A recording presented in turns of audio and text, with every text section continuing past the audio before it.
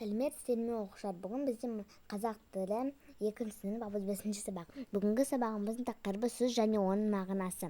Бірінші тапсырма. Мәтінді түсініп оқы. Тапсырмаларды орында. Бірінші тапсырма. Үшінші сұрақ. Алғашқы шаңғы неден жасалады?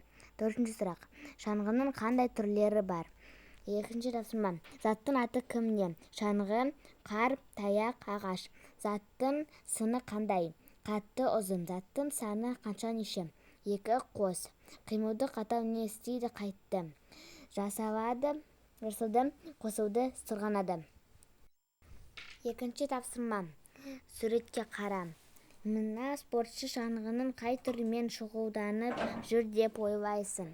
Бұл спортшы фристайл спорттың айналысады.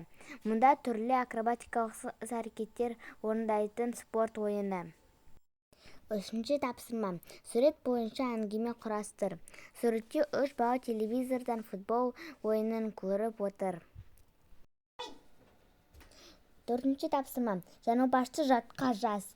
Аяғым таяғыма тиді, таяғым аяғыма тиді. Осымен біздің сабағымыз аяқталды. Менің каналыма тіркелуді ұмытпаңыздар, сау болыңыздар.